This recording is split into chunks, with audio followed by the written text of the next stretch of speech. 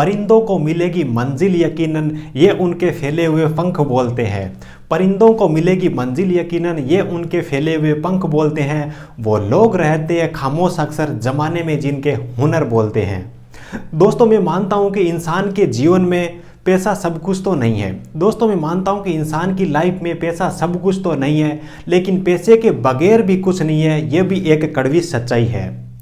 दोस्तों Rajasthan technical helper भर्ती grade 3 जो 2022 के अंदर अभी वैकेंसी चल रही है, टेक्निकल हेल्पर ग्रेड 3 आईटी वाले बच्चों के लिए बात करेंगे। उनकी सैलरी कितनी बढ़ने वाली है, प्रोबेशन पीरियड में कितनी सैलरी बढ़ेगी, प्रोबेशन पीरियड कंप्लीट होने के बाद में कितनी सैलरी बढ़ेगी, क्या आपका ग्रेड पे रहेगा, किस हिसाब से आपको प्रमोशन मिलेगी, किस हिसाब से आपकी लाइफ रहने वाली है, किस हिसाब से आपका फ्यूचर रहने वाला है, डिटेल में बात करने वाले हैं। टेक्निकल हेल्पर भर्ती वाले जो बच्चे हैं, हेल्पर ग्रेड 3 वाले अभी तैयारी कर रहे हैं, तो मेरे हिसाब से ये वीडियो देखने के बाद में काफ़ी उनको मोटिवेशन मिलेगा। जैसे कि मैंने आपको बताया, इंसान की लाइफ में पैसा सब कुछ तो नहीं है, लेकिन पैसे के बगैर भी कुछ नहीं है। आप चाहे कितने भी स्मार्ट हो, आप में चाहे कितनी बुद्धि है, कितना ही नॉलेज है, कितनी आपके पास में डिग्री है, लेकिन मार्केट में कुछ लेने के लिए जाओगे तो आपसे पैसे जरूर मांगेंगे। और यह भी एक कड़वी सच्चाई है कि सरकारी नौकरी के आगे धंधा चाहे कोई सा भी हो, बिजनेस चाहे कोई सा भी हो, सब फेल है। चाहे छोटी सी है गवर्नमेंट जॉब हो, बड़े से बड़े बिजनेसमैन से बड़े उद्योगपति से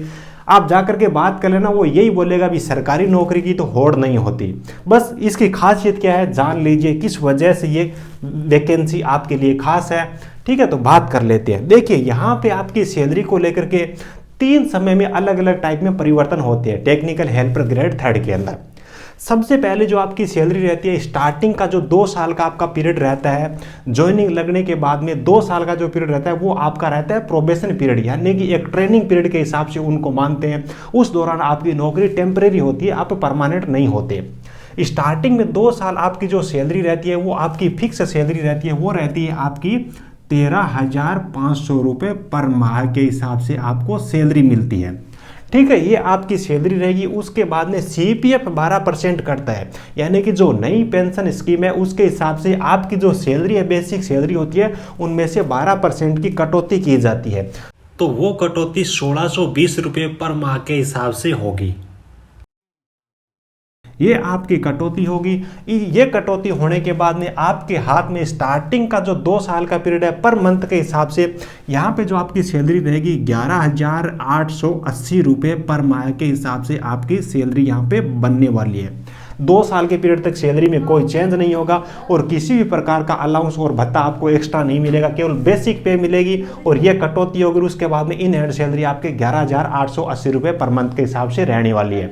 ये बात हुई 2 साल की। 2 साल का प्रोबेशन पीरियड जैसे आपका कंप्लीट होगा, डिपार्टमेंट के अंदर आप प्रमोशन आप परमानेंट हो जाओगे और कोई भी मतलब आपको किसी भी हालात में डिपार्टमेंट से नहीं निकालेगा, यानी कि 60 साल तक आपकी लाइफ है वो सिक्योर हो जाएगी। और अभी तो देखिए स्टेट गवर्नमेंट के अंदर पुरानी वाली जो पेंशन स्कीम है वो भी लागू कर दी, तो 60 साल के बाद में भी आपकी लाइफ बिल्कुल सुरक्षित है। 2 साल जैसे आपके कंप्लीट होंगे उसके बाद में सैलरी किस हिसाब से रहेगी वो आप जान लीजिए। आप स्टार्टिंग के अंदर आपकी जो बेसिक पे रहेगी 19,200 रुपये पर माह के हिसाब से आपकी बेसिक पे रहने वाली है तीसरे साल के स्टार्टिंग से। यहाँ पे आपका जो स्टार्टिंग में ग्रेड पे है 2,000 रुपये ग्रेड पे रहेगा। पे लेवल आपका यहाँ पे 4 रहने वाला है। ठीक है, उसके बाद में एक होता है DA, यानी कि महंगाई भत्ता होता है। जैसे जैसे महंगाई बढ़ती है उसके हिसाब से महंगाई भत्ता बढ़ता रहता है। 8% करंट डेट की मैं बात करूं तो महंगाई भत्ता चल रहा है आपका 31%, 31% चल रहा है, यानी कि जो बेसिक पे है इसका आपको 31% और मिलेगा। तो यहाँ पे लगभग आपका 6,000 रुपये ये आपका बन जाएगा DA। ठीक है, वैसे DA वो चेंज होता रहता है। ठीक है, आगे और बढ़ती होती रहेगी इसके अंदर। उसके बाद में आता है HRA, हाउस रेंट अलाउंस होता है, ये जो कि मतलब क्या है कि रहने के लिए हाउस रेंट अलाउंस होता है। तो ये देखिए राजस्थान के अंदर 2 कैटेगरी की मतलब क्या है कि पहले से 2 कैटेगरी की सिटी और मतलब क्या है कि मतलब नगर है, गांव है, उनको अलग अलग 2 टाइप में बांट रखा है। एक है वाई श्रेणी, एक है जेड श्रेणी। वाई श्रेणी के अंदर आपको हाउस रेंट मिलने वाला है 18%। ठीक है, जो बड़ी सिटी है उनके बात कर रहा हूँ, जो ग्रामीण एरिया उनके अंदर रहेगा 9%। 18% के हिसाब से बात करूँ तो आपका बेसिक सैलरी का 18% आपको ये मिल जाएगा, तो ये हो जाएगा आपका 3500 रुपये पर माह के हिसाब से। उसके बाद में यहाँ पे आपकी जो टोटल सैलरी बनेगी आप जोड़ लीजिए 19,000 ये हो गए, उसके बाद 6 हो गई, ये 25 और 3 28,700 रुपये पर माह के हिसाब से आपकी टोटल सैलरी है वो बनने वाली है पर माह के हिसाब से। जी आपकी टोटल सैलरी बनेगी, उसके बाद में 12% जो आपकी नई वाली पेंशन स्कीम है उसके हिसाब से आपका CPF कटेगा। तो यहाँ पे लगभग आपका 3,000 रुपये वो CPF कट जाएगा। 3,000 रुपये हर महीने CPF आपका कटेगा। इन हैंड आपकी जो सैलरी रहेगी यहाँ पे देखिए लगभग आपका 26,000 रुपये पर माह के हिसाब से सैलरी आपकी यहाँ पे बढ़ जाएगी। लेकिन एक चीज़ ध्यान रखने वाली है, अभी स्टेट गवर्नमेंट ने नई वाली पेंशन स्कीम है उसको खत्म करने की घोषणा कर दी है, पुरानी वाली लागू करने की बात कर दी है। तो CPF वाला पैसा है इसका भी आपको बेनिफिट मिल सकता है। ये आपकी इन हैंड सैलरी रहेगी 26,200। जब मतलब आपकी बीकानेर है, जयपुर है, किसी सिटी के अंदर आपकी पोस्टिंग रहती है तब आपको 3,000 एचआरए मिलेगा। अगर आपको 9% एचआरए मिलता है, ग्रामीण एरिया के अंदर पोस्टिंग मिलती है, तो यहाँ पे आपको लगभग 1750 मिलेंगे।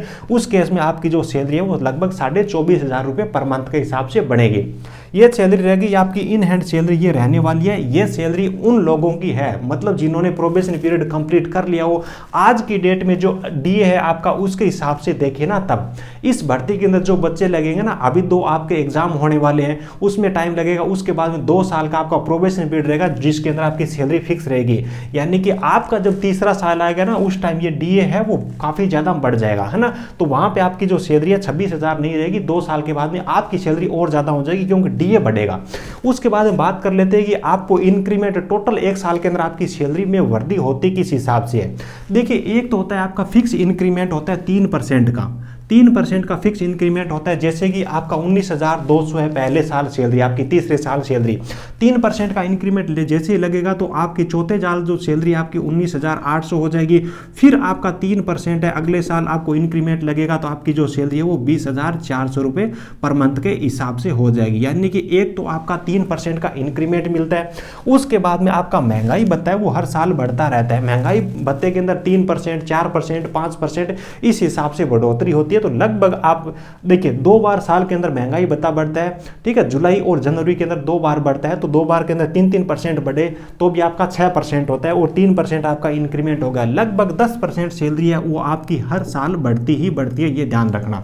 इस प्रकार से कुछ सैलरी है ये आपका इंक्रीमेंट रहेगा।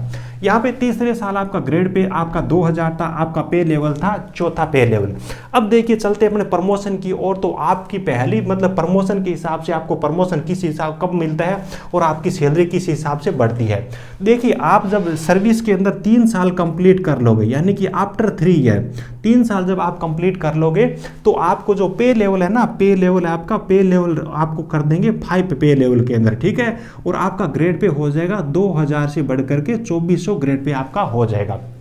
पहला प्रमोशन आपको मिल गया ये वाला, ठीक है। उसके बाद में 9 साल के बाद में प्रमोशन मिल जाएगा, यानी कि 3 और आपका 9 हो जाएगा। तो जब आपकी 12 साल की नौकरी हो जाएगी ना तो आप पहुंचोगे पे लेवल 8 के अंदर।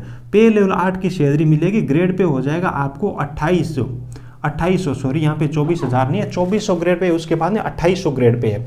उसके बाद में आपको जो अगला प्रमोशन मिलेगा फिर 9 साल के बाद में, डिपार्टमेंट के पास में सीट खाली नहीं है तो प्रमोशन नहीं मिलेगा, लेकिन आपको सैलरी अगली जो पोजीशन होगी उसकी आपको मिलेगी। यानी कि 9 साल इसके अंदर और जोड़ोगे तो आपकी जब 21 साल की टोटल सर्विस हो जाएगी तो आप पहुंचोगे पे लेवल 10 के अंदर, ठीक है। पे लेवल 10 के अंदर आपका ग्रेड पे हो जाएगा 3600, जो कि आपका जेई होता है ना, जूनियर इंजीनियर होता है, जेईएन होता है, उसका ग्रेड पे ये होता है। तो 21 साल की नौकरी होने के बाद में ये आपको ग्रेड पे मिलेगा। उसके बाद में फिर आप 9 साल और जोड़ोगे, यानी कि जब आपकी 30 साल सर्विस हो जाएगी तो आप पहुंचोगे पे लेवल 11 के अंदर, आपका ग्रेड पे हो जाएगा 4200। मतलब जेईएन से भी ज़्यादा ग्रेड पे आपको 30 साल की नौकरी के बाद में मिलने लग जाएगा। जेईएन वाला ग्रेड पे आपको 21 साल की नौकरी के बाद में मिलेगा, लेकिन जेईएन से ज़्यादा आपकी सैलरी बढ़ेगी क्योंकि आपका 3% इंक्रीमेंट है इसके अंदर लगता जा रहा है। तो बेसिक सैलरी जेईएन से आपकी काफ़ी ज़्यादा बन जाएगी। तो मतलब कुल मिला के बात यह कि हर साल लगभग 10% आपकी सैलरी बढ़ेगी। लगभग अगर इस भर्ती के अंदर 2022 के अंदर बच्चे लगते हैं, 2 साल के बाद में प्रोबेशन पीरियड कंप्लीट करेंगे तो आपकी इन हैंड सैलरी 26,000 नहीं 30,000 से ज़्यादा बढ़ेगी क्योंकि आपका डीए बढ़ता जाएगा। 30,000 से ज़्यादा सैलरी, 10% का इंक्रीमेंट, और उसके बाद में इस हिसाब से आपको आगे के प्रमोशन मिलेंगे 3, 12, 21 और 30 साल की सर्विस पे 2400, 2800, 3600 और 4200। तो बहुत ही शानदार नौकरी है। स्टेट गवर्नमेंट ने अभी पुरानी वाली जो पेंशन स्कीम है उसको भी लागू कर दिया है जनवरी 2023 से। तो बहुत ही शानदार आपके पास में अवसर है, आपकी लाइफ लाइफ पहले नौकरी के दौरान सुरक्षित है क्योंकि आपको अच्छी सैलरी मिलेगी, और नौकरी के बाद में सुरक्षित है क्योंकि आपको पेंशन मिलेगी, आप और आपके बच्चे आपकी अच्छी खासी सेवा करेंगे क्योंकि आपकी सैलरी आएगी पेंशन के रूप में। तो मेरे हिसाब से आपको सारी चीज़ें अच्छी तरीके से समझ में आ गई होगी। अगर कोई भी वो बच्चा जो कि टेक्निकल हेल्पर ग्रेड 3 2022 की तैयारी कर रहा है, जान झोंक देना, दोबारा vacancy technical helper grade 3 IT वालों के लिए आए या नहीं आए, बहुत ही शानदार आपके लिए अवसर है, आप अपनी लाइफ बना सकते हो। तो आई होप कि आपको वीडियो काफी पसंद आएगा। वीडियो पसंद आए तो एक प्यारा सा लाइक जरूर कर देना, अपने दोस्तों के साथ में इस वीडियो को शेयर जरूर कर देना। Thank you, best of luck, जय हिंद।